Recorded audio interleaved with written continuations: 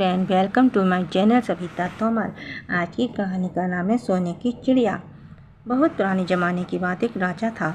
उसके महल में एक बहुत सुंदर बाग था। बाग में तरह तरह के फूलों के पौधे और अनेक प्रकार के मीठे फलों के पेड़ थे। लेकिन इस बाग में सबसे आश्चर्यजनक चीज़ थी, एक सेब का पेड़ था जिसमें सोने के सेब लगे थे। राजा ने इस पेड़ की देखभाल का खास इंतजाम कर रखा था। जब इसके फल पकते थे तो चौकीदार रात दिन पेड़ का पहरा दिया करते थे ताकि कोई सोने का सेब चुरा कर न ले जाए। लेकिन एक दिन की बात है कि बाग के माली ने जब सोने के सेबों को गिना तो उसमें से एक सेब गायब था। उसने तोड़कर राजा को खबर दी। राजा फौरन बाग में पहुंचा। उसे ये देखकर बड़ा आश्चर्य हुआ कि देखभाल का इतना पक्का इंतजाम होने पर भी एक सेब किसी ने चुरा लिया। उसने ऐलान किया कि कोई सोने के सेब को चुराने वाले चोर का पता देगा, उसे इनाम दिया जाएगा। सबसे बड़ी राजकुमार ने राजा से कहा कि रात में वे पहरा देगा और चोर को पकड़ने की कोशिश करेगा। राजा ने उसको इसकी इजाज़त दे दी। बड़ा राजकुमार रात में पहरा देने लगा, लेकिन 2 घंटे बाद ही उसे नींद आ गई और वह सो गया। सुबह उठकर जब उसने सेबों को गिना तो वह देखकर चकित रह गया कि रात भर में एक और सेब गायब हो गया था। इसके बाद दूसरी रात को मंझले राजकुमार ने पहरा देने का काम संभाला। उसे भी नींद आ गई और तीसरा सेब चोरी हो गया। राजा बहुत चिंतित था। दरबारियों की भी समझ में नहीं आ रहा था कि क्या किया जाए। सब लोग उदास बैठे थे कि इतने में सबसे छोटा राजकुमार आया और उसने कहा कि आज की रात मैं पहरा दूंगा और चोर को पकड़ूंगा। राजा इस राजकुमार से खुश नहीं रहता था, भी उसे मूर्ख भी मानता था। उसने उसे डांटते कहा, तुम क्या समझते हो कि तुम्हें इसमें सफलता मिलेगी? तुमसे बड़े और तुमसे ज़्यादा समझदार दोनों राजकुमार इस काम में असफल हो चुके हैं। तुम जाओ अपना काम करो। लेकिन छोटा राजकुमार नहीं माना। उसने राजा से प्रार्थना की कि उसे एक मौका जरूर दिया जाए। अंत में राजा राजी हो गया। राजकुमार रात में पहरा देने लगा। उसने तय किया कि वे किसी भी हालत में नहीं सोएगा और चोर को जरूर पकड़ेगा। जब आधी रात हुई और 12 बजे का आखिरी घंटा बजा तो राजकुमार ने देखा कि एक सुंदर सोने की चिड़िया कहीं से उड़ती हुई आई और सेब के पेड़ पर बैठ गई। उसने देखते देखते सोने का एक सेब तोड़कर अपनी चोंच में पकड़ लिया। राजकुमार ने फौरन निशाना साधकर तीर चला दिया, लेकिन तीर चिड़िया को नहीं लगा और वे पंख फड़फड़ाकर उड़ गई। हाँ, इतना अवश्य हुआ कि उसका एक सुनहरा पंख टूटकर जमीन पर आ गिरा। दूसरे दिन सुबह राजकुमार ने राजा को सारी बात बता दी और वे सोने का पंख उनके सामने रख दिया। पंख इतना सुंदर और इतना कीमती था कि राजा उसे देखते ही रह गया। उसने कहा, अगर उस चिड़िया का एक पंख इतना सुंदर है तो वे पूरी चिड़िया कितनी सुंदर होगी। मैं चाहता हूँ कि उस चिड़िया को कोई पकड़ लाए। सबसे पहले बड़ा राजकुमार इस काम के लिए रवाना हुआ। चलते चलते वे एक जंगल में पहुँचा। वहाँ उसने एक लोमड़ी को एक पेड़ के नीचे आराम करते हुए देखा।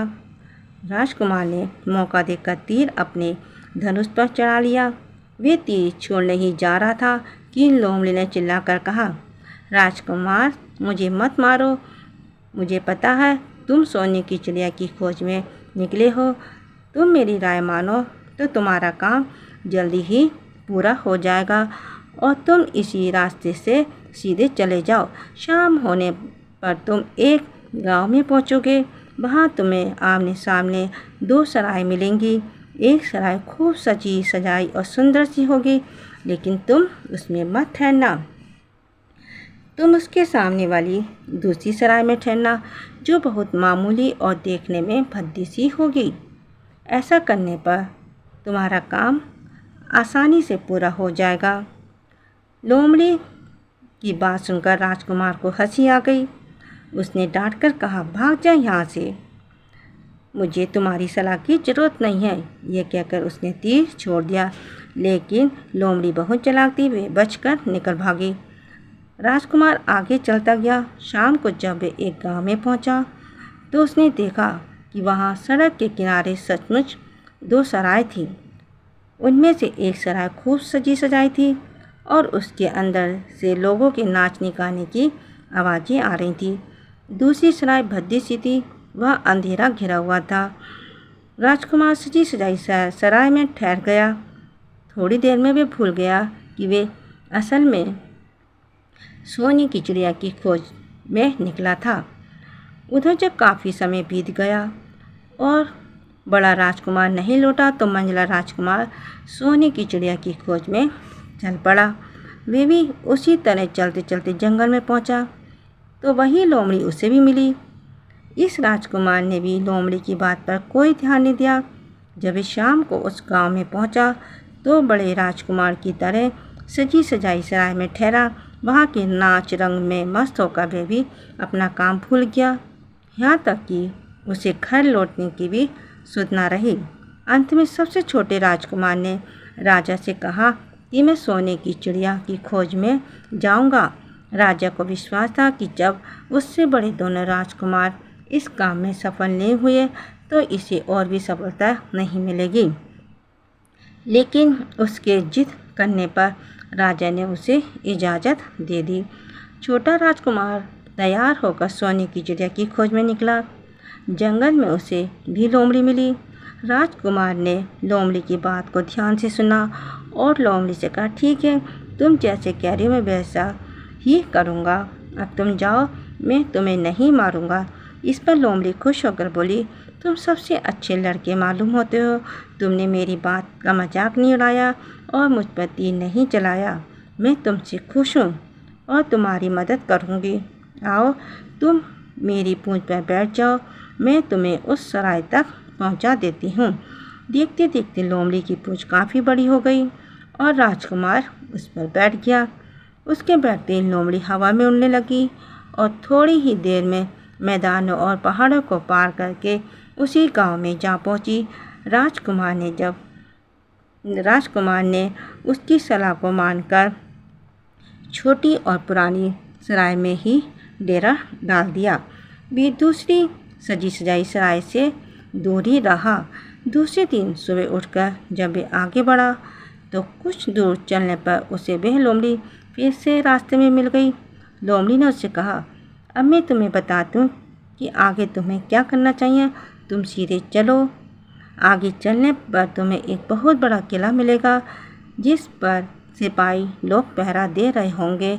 तुम सिपाहियों से डरना मत और सीधे अंदर चले जाना क्योंकि वे इस समय सो रहे होंगे। तुम बेधड़क होकर किले में घुसते चले जाना और उनके कमरों को पार करते हुए उस जगह पहुंच जाना जहां लकड़ी के एक मामूली से पिंजरे में सोने की चिड़िया बंद है। तुम चिड़िया को पिंजरे सहित उठाकर किले से बाहर ले आना, लेकिन एक बात याद रखना, चिड़िया के पिंजरे के पास ही एक बहुत सुंदर सा सोने का पिंजरा भी रखा होगा। तुम भूलकर भी चिड़िया को उस पिंजरे में मत रखना, मगर तुम उससे लकड़ी के पिंजरे में से निकालकर सोने के पिंजरे में रखने की कोशिश करोगे तो बाद में पछताओगे। यह कहकर लोमड़ी ने राजकुमार को फिर से अपनी पूंछ पर बिठाया और थोड़ी देर में उसको किले के पास पहुंचा दिया। राजकुमार ने किले का पास जाकर देखा कि सचमुच उसके पहरेदार सो रहे। वे बिना डरे सीधा महल में घुस गया और थोड़ी देर बाद वे उस कमरे में जा पहुंचा जहां सोने की चिड़िया पिंजरे में बैठी हुई थी। पिंजरे के पास ही सोने के 3 सेब पड़े हुए थे। इन सेबों को देखकर राजकुमार ने फौरन पहचान लिया कि सेब उसके पिता के बाग के ही थे। सोने की चिड़िया इतनी सुंदर थी कि राजकुमार उसको देखता ही रह गया। वे उसको उठाकर लाने ही वाला था कि उसकी नज़र पास ही पड़े एक सुंदर से पिंजरे पर पड़ी। वे पिंजरा बहुत सुंदर था और उसमें तरह तरह के कीमती पत्थर जड़े हुए थे। सोने की चिड़िया के लिए वही पिंजरा ठीक मालूम पड़ता था। राजकुमार लोमड़ी की बात को भूल गया और उसने सोने की चिड़िया को लकड़ी के पिंजरे से निकालकर सोने के पिंजरे में बंद कर दिया। लेकिन नए पिंजरे में आते चिड़िया ने खूब जोर जोर से शोर मचाना शुरू कर दिया। राजकुमार पिंजरे को उठाकर कमरे से बाहर भी निकाल पाया कि बहुत से सिपाही कमरे में घुस आए और उन्होंने राजकुमार को पकड़ लिया। अब राजकुमार को अपनी भूल का पता चला। उसे याद आया कि लोमड़ी ने उसे क्या कहा था, लेकिन अब क्या हो सकता है। सिपाही उसे खींचते हुए राजा के दरबार में ले गए। राजा के पूछने पर राजकुमार ने सारी बात कह सुनाई। राजा बोला, तुम मेरे महल में चोरी करने के लिए घुसे थे। मैं तुमको माफ़ नहीं कर सकता। तुम्हें फांसी की सज़ा दी जाएगी, लेकिन मैं तुम्हें एक मौका देता हूँ। अगर तुम मेरे लिए सोने का घोड़ा ला दो तो मैं न सिर्फ तुम्हें छोड़ दूँगा, बल्कि सोने की चिड़िया भी तुमको दे दूँगा। राजकुमार को अपनी जान बचाने के लिए राजा की शर्त माननी पड़ी। अभी सोने के घोड़े की तलाश में निकला। किले के बाहर जाने पर उसने देखा कि लोमड़ी का उसका इंतज़ार कर रही है। उसने लोमड़ी को सारी बात बताई। लोमड़ी ने निराश होते कहा, मैं अब तुम्हारी कोई मदद नहीं करूँगी। तुमने मेरे कहने के अनुसार नहीं किया। मैंने जिस तरह से कहा था, अगर तुम उस तरह से काम करते तो इस मुसीबत में नहीं फंसते और सोने की चिड़िया तुम्हें मिल जाती। राजकुमार बोला, इस बार मुझे माफ़ कर दो, मुझसे गलती हो गई। मेरा काम तुम्हारी सहायता के बिना नहीं चलेगा। मुझे राजा ने सोने का घोड़ा लाने के लिए कहा है, वरना भी मुझे फांसी पर चढ़ा देगा। लोमड़ी ने कहा, खैर, मैं तुम्हें माफ़ करती हूँ। अब तुम ऐसा करो कि मेरी पूंछ पर बैठकर सीधे चलो। कुछ दूर जाने पर तुम्हें एक दूसरा किला मिलेगा। उसी किले की घुड़साल में सोने का घोड़ा बंधा हुआ मिलेगा। महल के नौकर चाकर सब सो रहे होंगे। तुम चुपचाप जाना और घोड़े को खोल देना, लेकिन एक बात याद रखना, वहाँ घोड़े के पास ही घोड़े पर कसने के लिए 2 जीनें रखी होंगी। उनमें से एक तो पुरानी चमड़े की जीन होगी और दूसरी सोने की जीन होगी। तुम सोने की जीन को छूना भी मत और उस घोड़े पर पुरानी चमड़े की जीन को कसकर सवार हो जाना और उसे दौड़ते हुए किले से बाहर चले आना। राजकुमार ने वादा किया कि वे ठीक ठाक वैसा ही करेगा। लोमड़ी ने उसको अपनी पूंछ पर बैठाया और कुछ ही देर में वे उसे ले किले के पास जा पहुंची। किले के पास पहुंचते ही लोमड़ी ने उसे नीचे उतारा और फिर वहां से चली गई। राजकुमार सीधा फाटक से किले में घुस गया। अंदर जाकर उसने देखा कि वहाँ के सभी नौकर चाकर सोए हुए थे। थोड़ी ही देर वे किले की घुड़साल में जा पहुँचा। वहाँ एक बहुत सुंदर सुनहरा घोड़ा बंधा हुआ था। राजकुमार ने पास जाकर देखा कि वे घोड़ा सचमुच सोने का था। ऐसा सुंदर घोड़ा उसने सपने में भी नहीं देखा था। उसने आगे बढ़कर घोड़े को खोल लिया। जब वे बाहर निकलने लगा तो उसकी नज़र कोने में पड़ी हुई सोने की जीन पर पड़ी। ये जीन बहुत सुंदर थी और इसमें हीरे मोती जड़े हुए थे। उसके पास एक फटी पुरानी चमड़े की जीन पड़ी हुई थी। इतने सुंदर घोड़े पर पुरानी चमड़े की जीन कसना राजकुमार को अच्छा नहीं लगा। उसने सोने की जीन उठा ली और घोड़े पर कसना शुरू किया। इतने में घोड़ा जोर से हिलना उठा। किले के नौकर चाकर जाग गए। थोड़ी ही देर में राजकुमार पकड़ लिया गया। राजकुमार को सिपाहियों ने हाथ बांधकर अपने राजा के सामने पेश किया। राजा ने सारी बातें सुनाकर कहा, तुमने घोड़े को चुराने की कोशिश की है, इसलिए तुम्हें फांसी की सज़ा दी जाएगी। लेकिन अगर तुम मेरा एक काम कर दो तो मैं तुम्हें छोड़ सकता हूँ। यहाँ से कुछ ही दूर एक सोने का महल है और उसमें बहुत सुंदर राजकुमारी रहती है। अगर तुम अपनी जान बचाना चाहते हो तो उस राजकुमारी को मेरे पास ले आओ। तुम्हें इनाम में ये सोने का घोड़ा दे दूँगा। बेचारा राजकुमार वे फिर से एक नई मुसीबत में फंस गया। उसे मजबूर होकर राजा की शर्त माननी पड़ी। अभी सोने के महल की खोज में निकला। कुछ दूर चलने पर उसे वे लोमड़ी मिली। पता नहीं कैसे लोमड़ी को सारी बातें मालूम हो गई थी। भी बोली, देखो तुमने इस बार भी मेरी बात नहीं मानी। मेरी बात मान जाते तो ये नई मुसीबत तुम्हारे गले नहीं पड़ती। खैर, मुझे तुम पे दया आ रही है, मैं तुम्हारी मदद करूँगी। चलो, मैं तुमको सोने के महल के पास पहुँचा देती हूँ। तुम महल के बाहर ही कहीं पीछे छिपे रहना। जब उसमें से शाम को राजकुमारी तालाब में नहाने के लिए बाहर आए तो तुम आगे बढ़कर उसका हाथ पकड़ लेना। जैसे ही तुम उसको छुओगे, राजकुमारी तुम्हारे साथ आने के लिए राजी हो जाएगी। लेकिन एक बात याद रखना, तुम उसको वहाँ से अपने साथ ले आना। उसे वापस महल में मत जाने देना। वे तुमसे कहेगी कि मैं अभी अपने माता पिता से मिलकर आती हूँ, लेकिन तुम उसकी बातों में मत आना, वरना फिर मुसीबत में फंस जाओगे। ये कहकर लोमड़ी ने फिर से अपनी पूंछ फैला दी और राजकुमार उस पर बैठ गया। देखते देखते लोमड़ी हवा में उड़ती हुई कुछ देर बाद सोने के महल के पास जा पहुंची। महल के पास पहुंचते ही राजकुमार एक पेड़ के आड़ में छिपकर बैठ गया। शाम को जब राजकुमारी नहाने के लिए किले से बाहर आई तो राजकुमार ने हिम्मत करके आगे बढ़कर उसका हाथ पकड़ लिया। उसको छूते ही राजकुमारी उसके साथ चलने के लिए तैयार हो गई। वे बोली, राजकुमार, तुम मुझे जहाँ भी ले जाना चाहोगे मैं तुम्हारे साथ चलूँगी, लेकिन मुझे थोड़ी देर के लिए अपने माता पिता से मिल आने दो। राजकुमार ने कहा, नहीं, ये नहीं होगा, तुम्हें तुरंत मेरे साथ चलना पड़ेगा।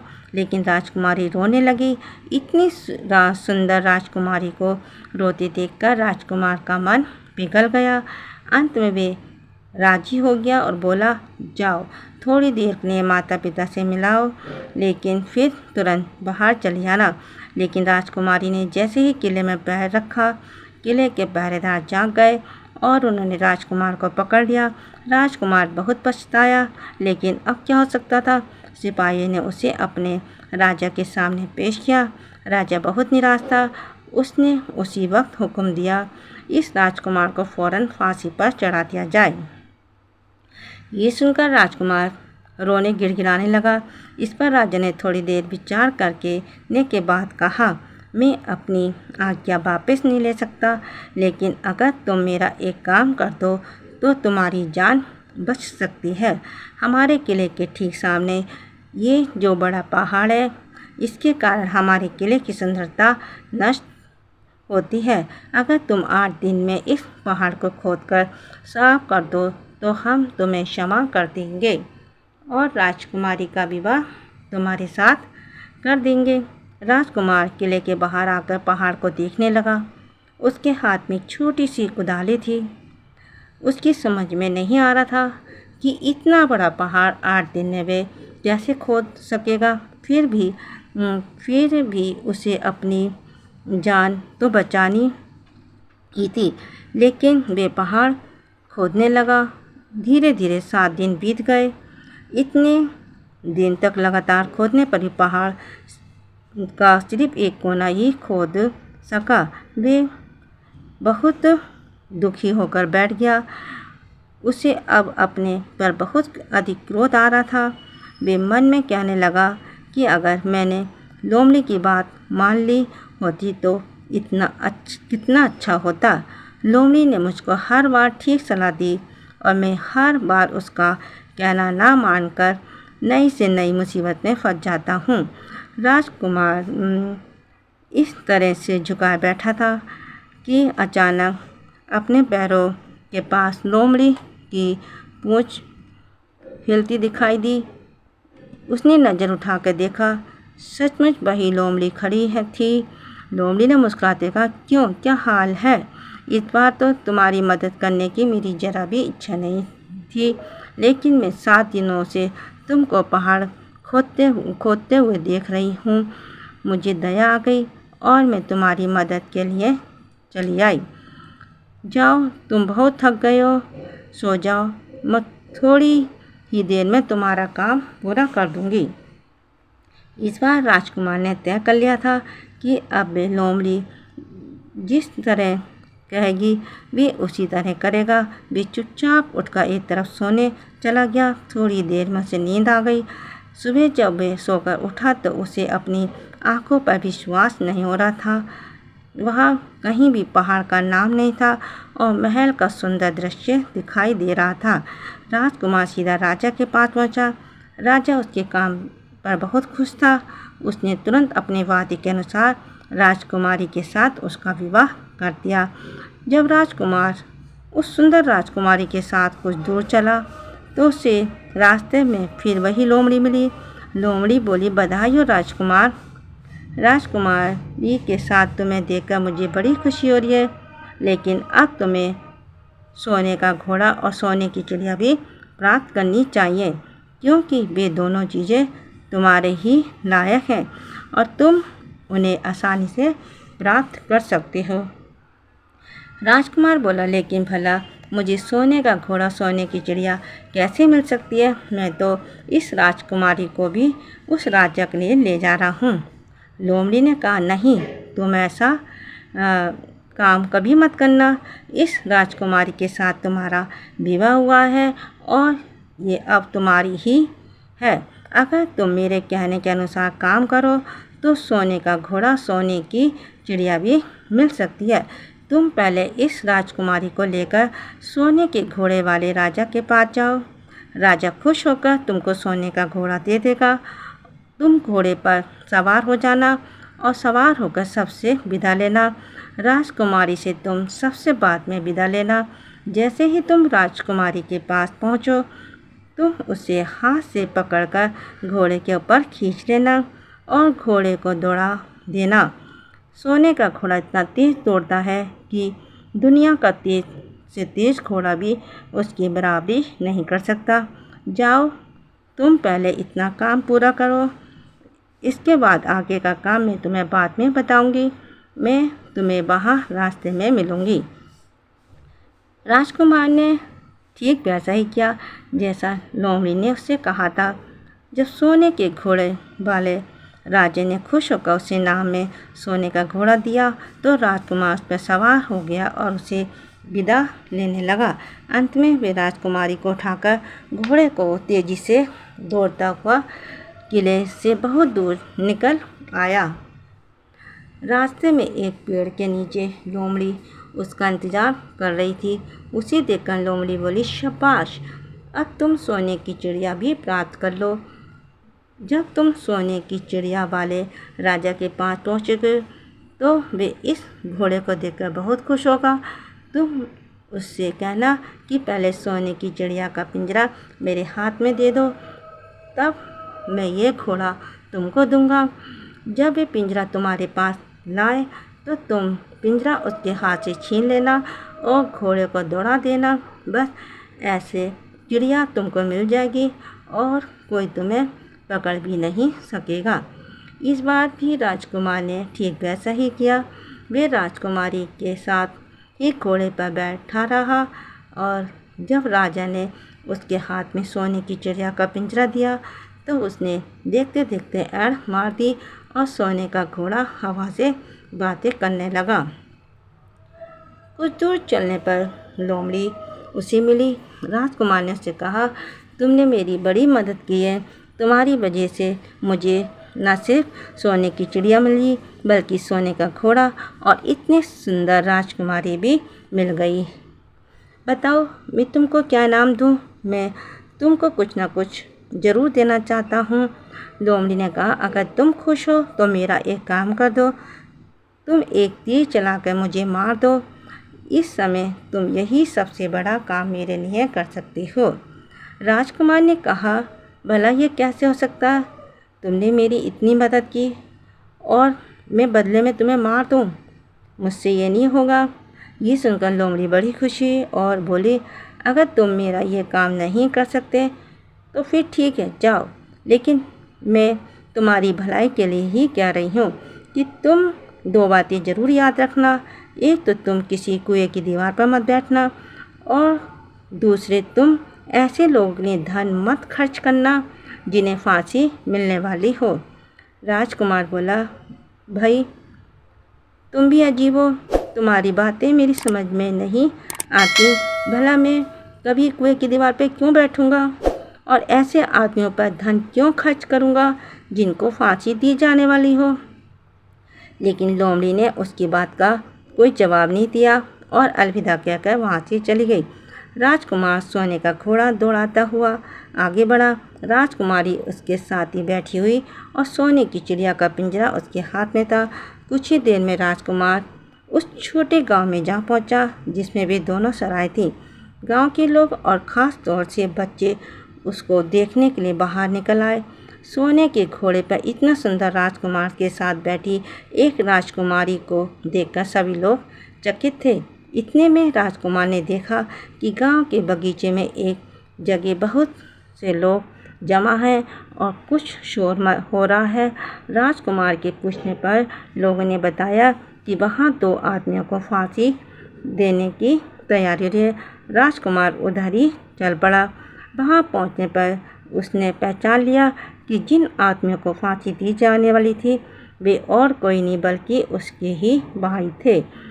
वे लोग तब से उसी सजी सजाई सराय में रह रहे थे और तरह तरह के बुरे काम करते थे। वे जुआ भी खेलते थे और जुआ में बहुत सा धन हार चुके थे। उन्होंने लोगों से बहुत सा रुपया भी उधार लिया।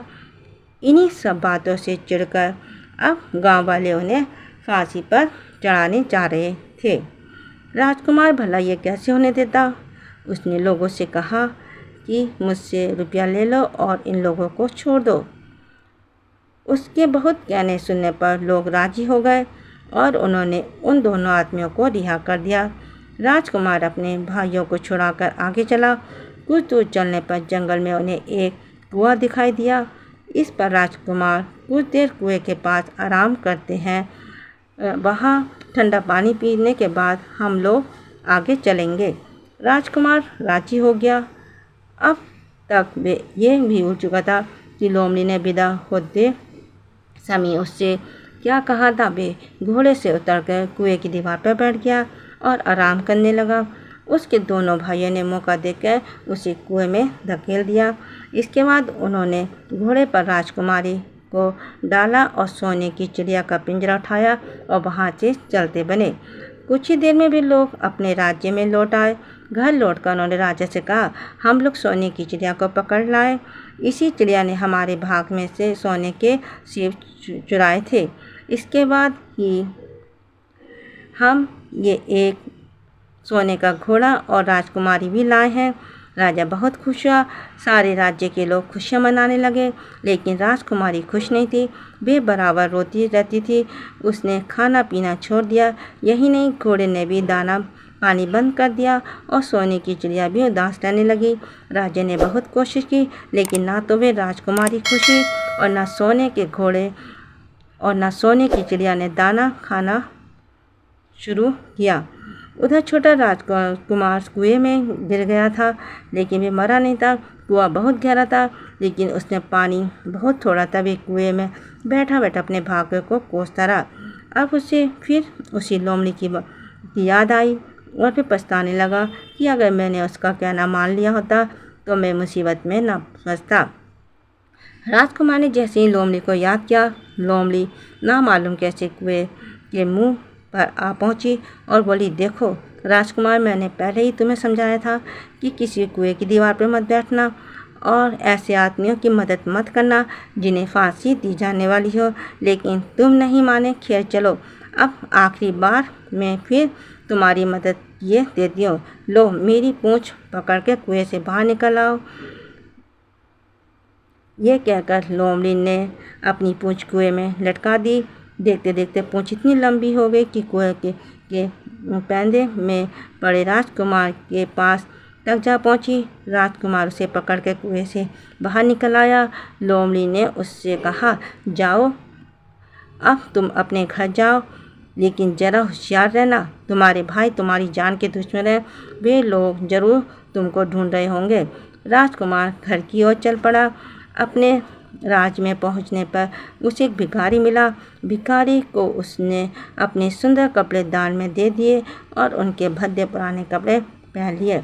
इस तरह वेश बदल के वे अपने किले में पहुंचा। वहां उसके पहुंचने पर एक बड़ी आश्चर्यजनक बात हुई। सोने का घोड़ा खुशी से हिनहिनाने लगा और दाना खाने लगा। सोने की चिड़िया भी अपने पिंजरे में खुशी से फुदकने लगी और गाना गाने लगी। राजकुमारी ने अपने आंसू पोंछ डाले और वे भी खुश दिखाई देने लगे, लेकिन राजा की समझ में नहीं आया। उसने राजकुमारी से इसका कारण पूछा तो वे बोली, मैंने तो पहले ही आपको सारी कहानी बता दी थी।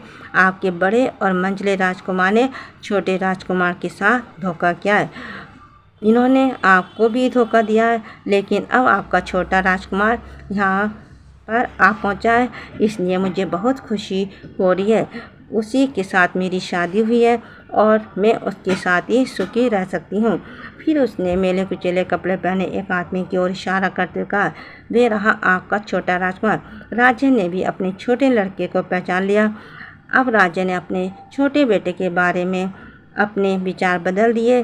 अब भी उसको बहुत समझदार और बहादुर मानने लगा और उससे बहुत अधिक प्यार करने लगा।